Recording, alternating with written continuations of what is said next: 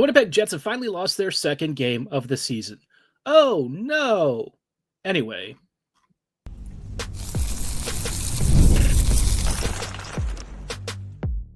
You're Locked On the Hockey Jets, your daily podcast on the Winnipeg Jets, part of the Locked On Podcast Network, your team every day. Hey friends, and welcome to tonight's episode of Locked On Winnipeg Jets, part of the Locked On Podcast Network, your team every day. I'm your host, Harrison Lee, an avid Winnipeg Jets fan and an online blogger. You can follow me on Twitter at HLivingLoco and at LO_Winnipeg Jets. Thanks for making Locked On Jets your first listen of the day every day. If you like what you're hearing, be sure to like, follow, and subscribe on all of your favorite podcasting platforms and YouTube. Doing so, of course, is always free of charge and ensures you never miss another episode. Most of all, though, we just love and appreciate your support. Tonight's episode, obviously, we're going to be chatting about last night's game against Tampa Bay. Didn't exactly go according to plan. It is what it is. You know, a 4-1 defeat probably feels a little bit bitter, but you know, at the end of the day, the Jets are 15-2-0. And if you're thinking that I'm going to really rake the team over the coals, yeah, I mean, there's some stuff to talk about and some things that are probably not great. But you know what? It's one of those situations where every team in the league right now would kill to say that last night was their second loss of the season. Every team. So in many ways, we're pretty privileged that the Jets are in this position. So I feel like this is one of those moments where, you know, I could kind of rake them over the coals, but I don't really feel like it's worth it. We will talk about what they did well and what they did poorly, but before we go into that, just wanted to let you know that tonight's episode is brought to you by FanDuel. You can start the season with a big return on FanDuel because new customers can place a $5 bet, and when you win, you'll get started with $150 in bonus bets. Visit FanDuel.com to get started. Now, like I said, the Jets did lose pretty badly last night. I'm not going to sugarcoat it. The Jets just got smacked around. I know the score line, you know, and maybe the shot counter looks perhaps not quite as bad as like giving up 6 or 7 or 8 goals, but honestly, the Jets just weren't really competitive for large stretches. If there's a way to describe it, it was kind of like the Jets were just skating in quicksand. And, you know, for a team that typically doesn't have this happen this year, I think it was pretty noticeable that pretty much every single skater across the board, barring maybe like Perfetti and 1 or 2 other guys, kind of looked like they were about 10 steps behind. Scheifele was really slow. Ehlers was kind of a mess at times. Nemesnikov wasn't really able to get going. Velarde was not really visible. Connor was struggling to get into the spots that he usually likes to. Morrissey was having a tough night. I mean, you could basically pick out any one Jet skater, and they all really had a tough outing. Not really shocking, though. I think it's important to kind of consider in the context. You know, the Jets were coming in here on the road against a Tampa team that they've already beaten once this year, and Tampa is sort of reeling, right? They were 0-4-1, I think, in their last 5 games coming into this evening. They were quite frankly desperate, and they also had literally like a week of rest, whereas the Jets had basically just played a couple of nights prior. So, you know, in that respect, I think I wasn't shocked at what happened. I mean, you know, Tampa Bay would have extra motivation to come out and show up. The Jets, on the other hand, probably have been celebrating a little bit. They've had the best start in NHL history. I think 15-2 is probably still the best start, you know, through your first 17 games. I can't imagine that anyone else is close to this. I'll have to, you know, maybe do some digging on the hottest starts in league history. But, you know, I think what really has stood out is that, you know, the Jets have faced adversity and answered it almost every single time. And when the Jets lost to Toronto the other night, you know, the couple weeks ago now, the Jets then reeled off a 7-game winning streak coming into this Tampa game. So Winnipeg has really answered the call whenever they've struggled. And I feel like, you know, when they have a couple of losses here and there, a couple of games where they maybe don't show up, maybe they don't really look like they're all together and playing all that well. I think that they've earned the benefit of the doubt. And, you know, I guess you can call it a stay of execution, if you will. I feel like, you know, if it continues to be a problem for several games, you can start to maybe ask some questions. But I think until the team really hits a really big rut, you know, I'm not really inclined to sort of rake them over the coals and really criticize them that harshly. I will say a couple of things, though. I will say that, the puck management was kind of a problem last night. There were a lot of turnovers, some really bad passes. Some of them got countered and turned into goals against.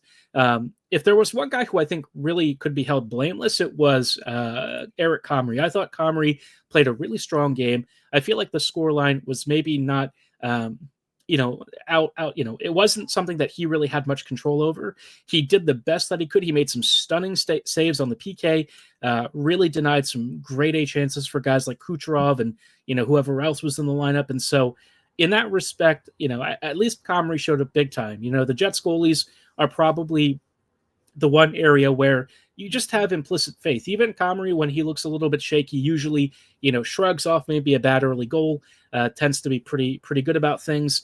And so I'll give him, the credit that he's due. He had a great game, and I think that probably shouldn't go unnoticed.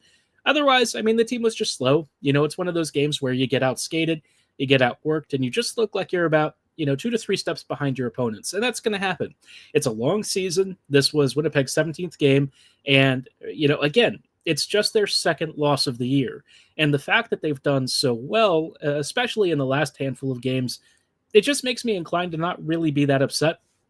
I think my reaction was last night, my reaction to last night was basically a shrug. I wasn't really that concerned about it.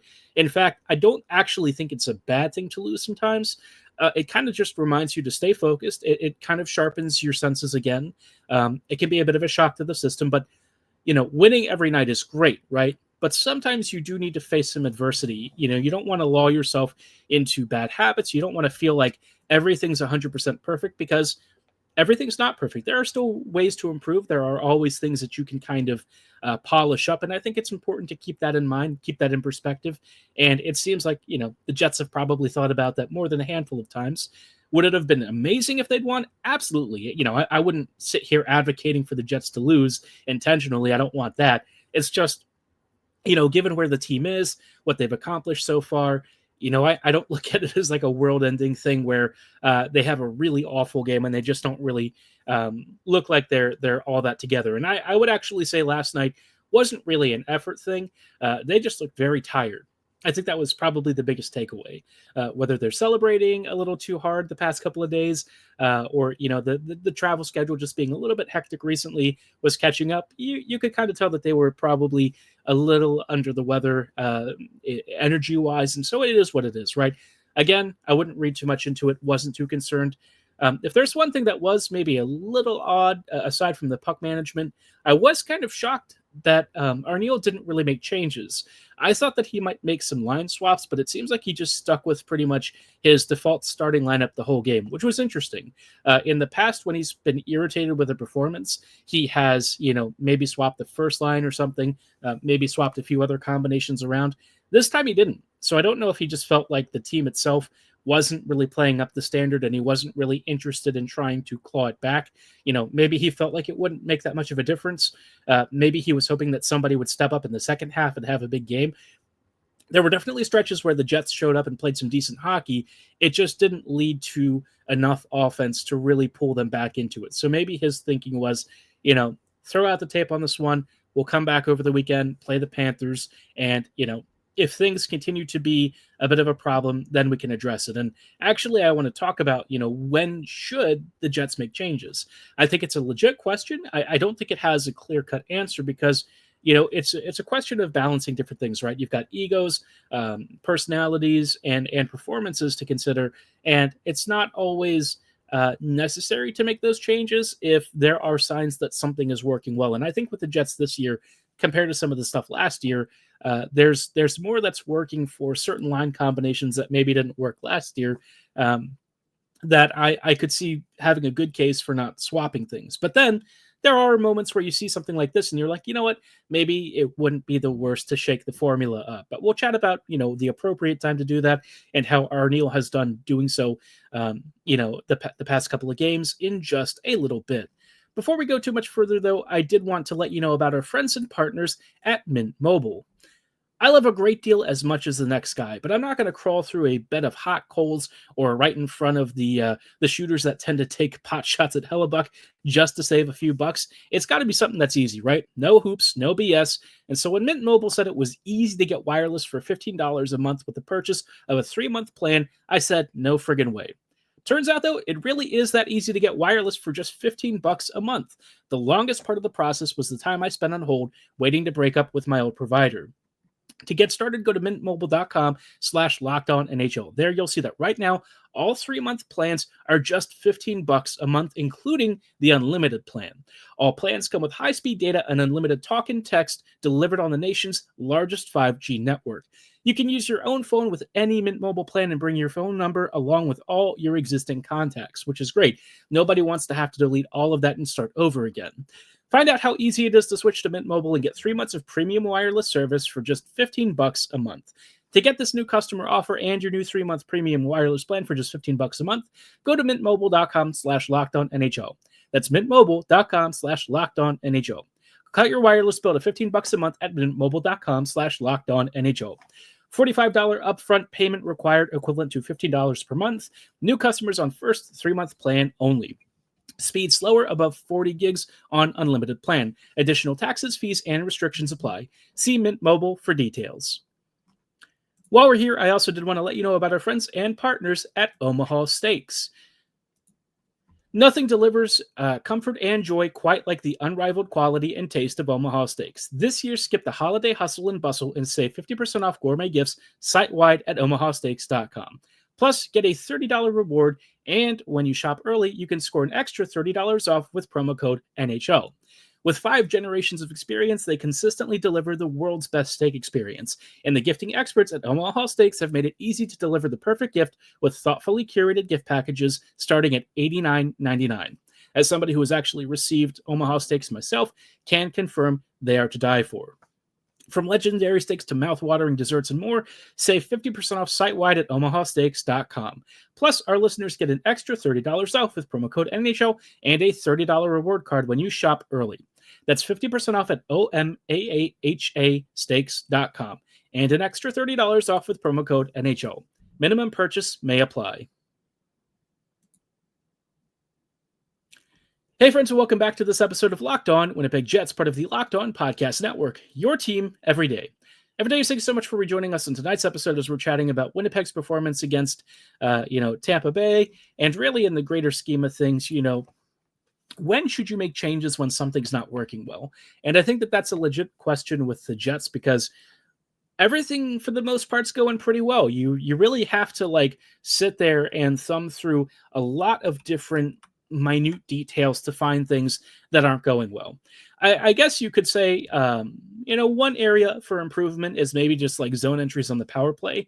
I feel like that's maybe one of the few things that, say, for special teams, the Jets struggle with. You could also argue that maybe the PK has these sort of Jekyll and Hyde moments that are very stark and noticeable because there will be times when the Jets PK is really aggressive, they pressure effectively, and they limit chances against at a high rate. But then they have other PKs where they look like the old, Jets PK that really couldn't stop much of anything. And so it's an interesting dichotomy.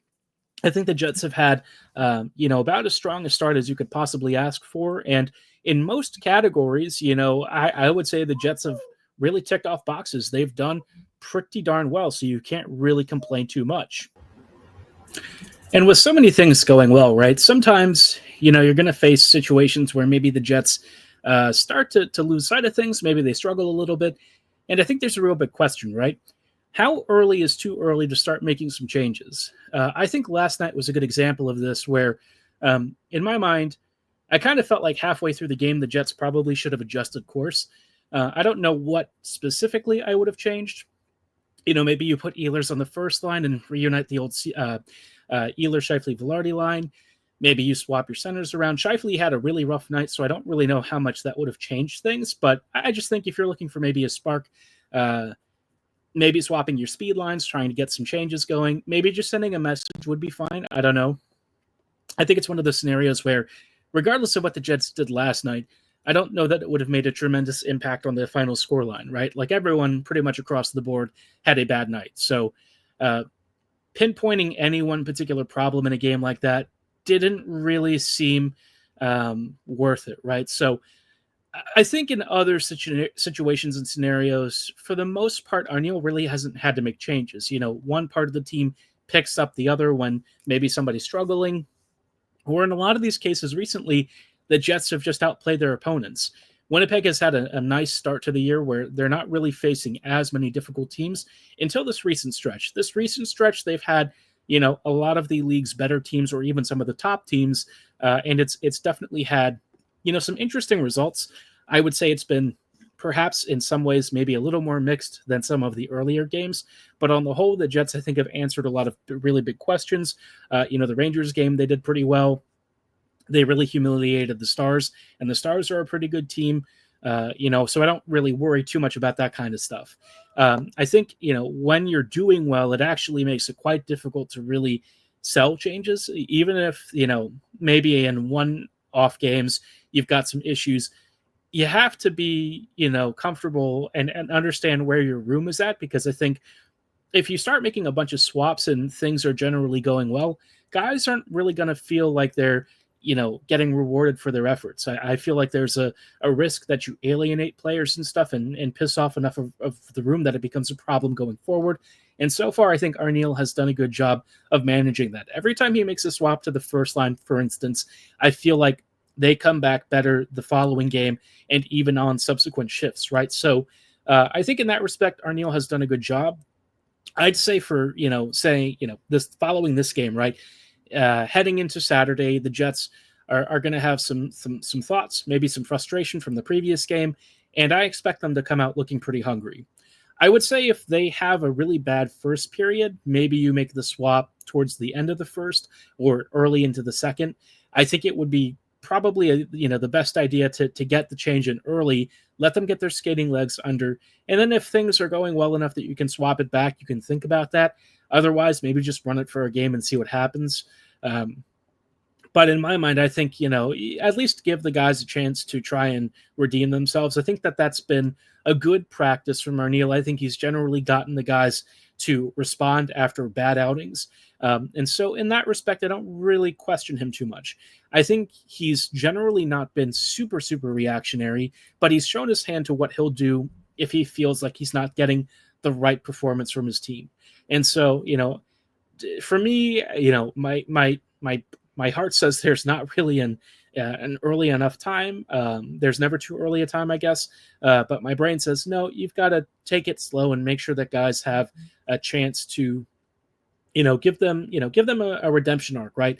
And I think Scott has done enough of that without upsetting the balance and not jeopardizing the team's success. I mean, they've played well enough to where they actually earn that chance. And so, I think in a game like this coming up this weekend, give it a period or so. If they really look like they just don't have it, then make a change, right? But if he doesn't, I mean, it's one of those scenarios where he'll understand the room better than any of us can, and so he can probably gauge how much he's allowed to get away with and how much the guys trust him. I think right now he has a lot of buy-in. The team is doing phenomenally well. They're at the top of the league. And so if he feels like something's not working, I kind of feel like the room trusts him enough to make changes. There are going to be some things that he can't change, and I think the Connor Scheifele thing is probably one of those dynamics that is the last thing that he can touch. It's also been one of his first changes when they're doing really badly, because he knows how much of an impact it can have on the rest of the roster. And so far, I feel like it's had the intended effect. When they get back together, immediately they generally have great follow-up games. So, I think Arniel has had a good feel for it. He seems to know the timing and what buttons to push, and he's getting good results. And so long as the Jets continue to play pretty well, I don't think you have to mess with things too much. If it goes for, longer than a couple of periods or even a couple of games, and you start to notice a big trend with how the team's performing, you do want to not let it get too deep into a rut, right? I think this is one of those teams where there are guys who can play up and down the lineup effectively, and you can make those adjustments without sacrificing what makes this team really strong, right? When you have guys like Hellebuck in net, it just gives you so much more room to experiment. And now that the Jets have 30 points already banked just 17 games into the season, this is what I kind of mentioned earlier. If you find yourself having maybe a couple of off nights in a row, maybe something's not working, this is a great chance to experiment. You are so early in the season, and yet you're already like a little under a third of the way to a playoff spot. The fact that the Jets have already almost locked in, their playoff seeding months in advance is pretty much as good of a start as you could possibly ask for. Like I said, they go 500 the rest of the way, and they're basically in. So this team has put itself in a fantastic position. They have lots of room for error, and I think that that's why it's great to have it now when, you want to mess around, you want to figure out what's working and what's not, how you can improve the team further, how you can make adjustments. And, I think Arniel has had a good feel for when he wants to make those changes. I would say, like I mentioned earlier, if it gets beyond the first period of the Panthers game and the Jets aren't looking competitive, make the swap. But if they're doing okay and, playing evenly, then just keep it, right? So long as they give their best effort, they give what they're able to, and they play, a fun competitive game. That's pretty much all I ever ask for from the Jets. I don't necessarily need them to win all these games. It's great if they do. But, I want them to get to the playoffs. I want them to win games in the postseason, more than one if possible. But I don't demand perfection. I think that that's crazy.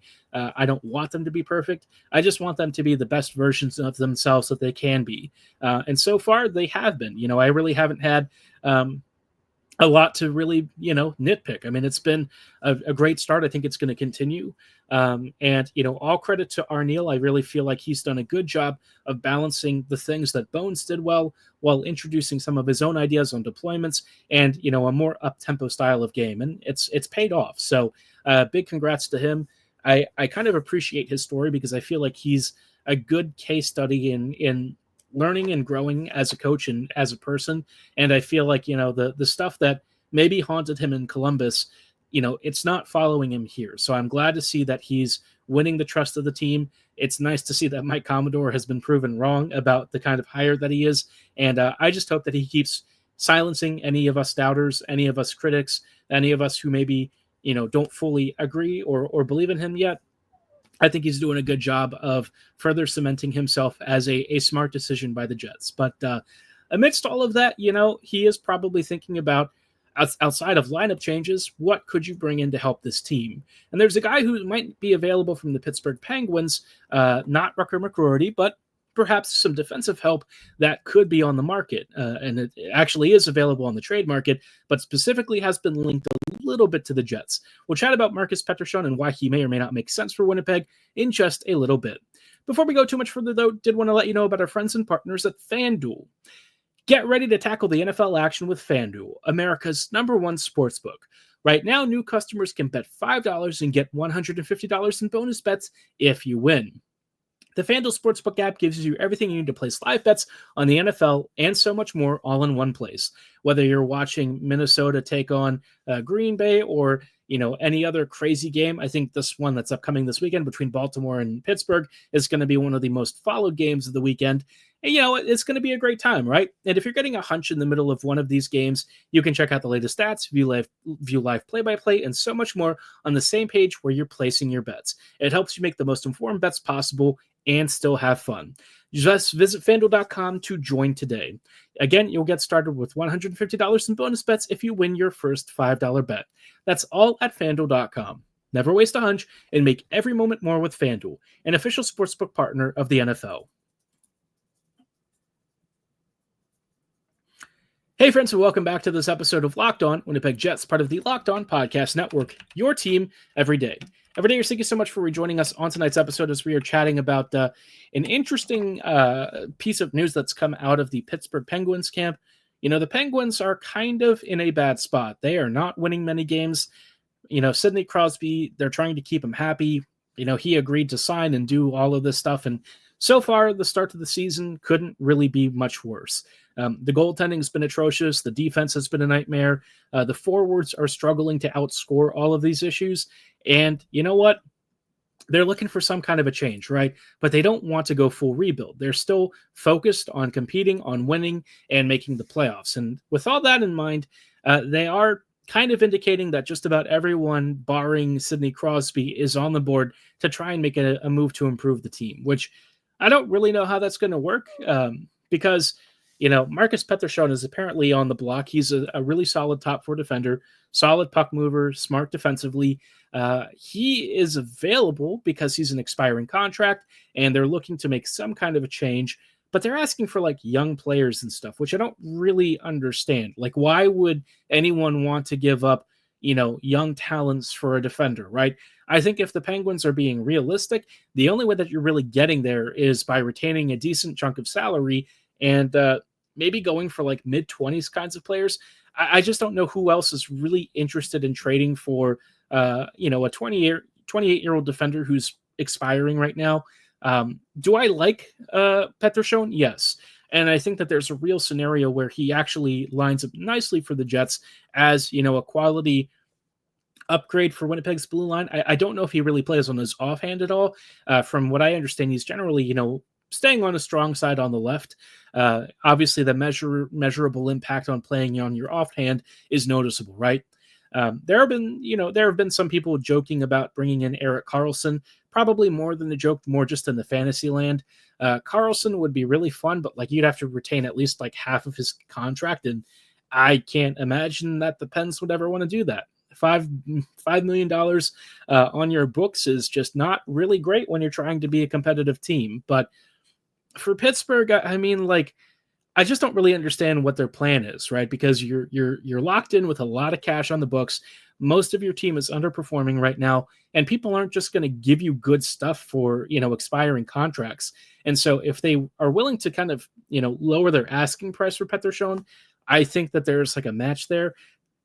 Outside of like futures, I just can't really see the Jets offering much. One thing that they could try and do is maybe move like an Iafallo or something in exchange. Iafallo, he's also coming off the books here in a year. I guess he'd bolster the middle six for Pittsburgh. Iafallo at one point for me, I rated a bit higher than I do now.